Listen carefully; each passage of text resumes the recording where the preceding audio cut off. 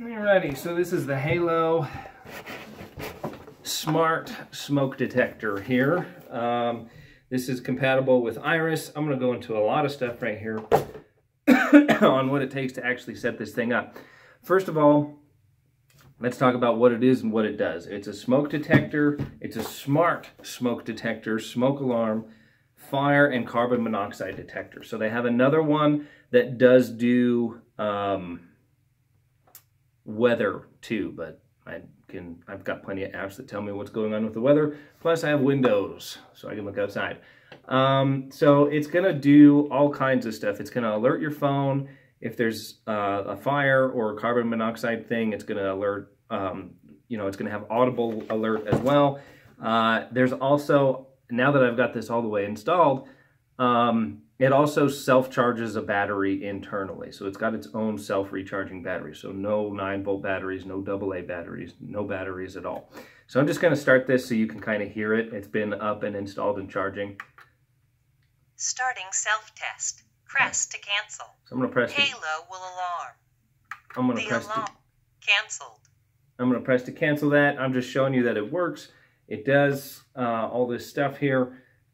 Even if it's not plugged into 120 volt. That's the next thing that you're going to have to realize with this is you have to wire in to 120 volts. So normally you're probably already going to have smoke alarms already installed in the house. You simply take those ones out, you replace the connector plug with this one here. So be mindful. If you're not that handy, you need to hire somebody to do this. I would highly suggest you hire a professional anyways, because you're going to need an electrician to plug this stuff in. You can do it on your own, but it's highly recommended that you get a professional to do so. Once it's plugged in and hooked up, it's going to start talking to you. It's going to give you a lot of options for you to do whatever it is that you need to do. You download the app, you do all these other things. It says that it's compatible with Iris, and Iris is the Z-Wave home automation that basically allows appliances to talk, excuse me, to the internet. This has its own stuff involved. It's got its own Wi-Fi and stuff, so you don't actually have to have a hub to do that. You can actually just buy this directly off the internet or the showroom floor or wherever you buy it, and just put it directly in and download Halo's app. And that app will allow you to do everything that you need to do with it.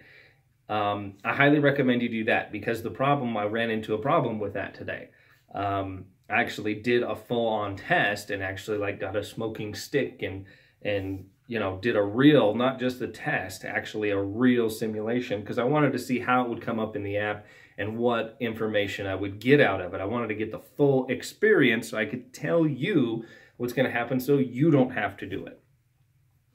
And basically, it goes off. You get the audible alarm first. You're going to hear it right then and there. The whole home's going to be able to hear it. It's definitely plenty loud. And then instantly I got a phone call. That says your Halo alarm is going off. Something is happening. Fire, etc., etc. Whatever it's detecting, whether it's heat, smoke, or carbon monoxide, it's going to tell you, and I've got a phone call. I also got an alert on my phone. I first hooked this up through Iris and connected it to the Iris hub, and so all of my alerts were coming through Iris, okay? That's going to be important here in just a minute.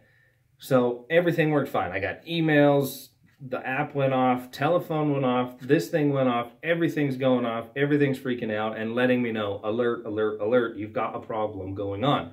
For the real test, okay? Actual burning wood and smoke right up next to this thing. And then later on throughout the day, it kept chirping and it kept picking up another, it said it was having an error state. So what I had to do is I had to remove this device from the Iris hub. I got on the tech support with Halo and basically had to remove this from Iris, because you can't have both. You can't have the app, Halo app going and have it connect to the Iris hub.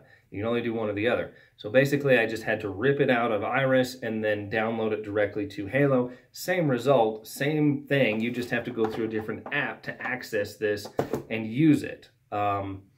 Then it had to get a firmware update. So we did a complete restart, complete reboot.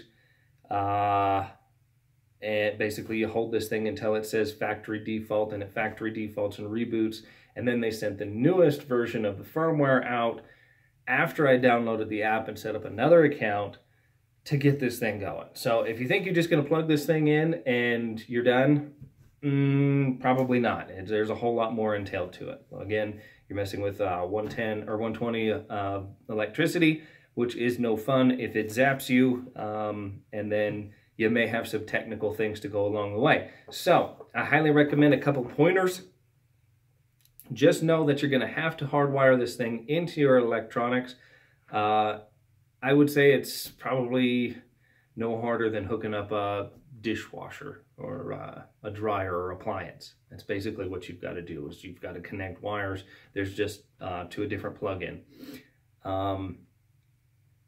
But as far as the technical aspect of it, of getting everything set up, I highly recommend that you just use the Halo app, because the Halo app is going to send the newest firmware and the newest updates to keep these things running properly out as soon as they release it. So whenever they have a new update, it's going to update it and it's going to go right away.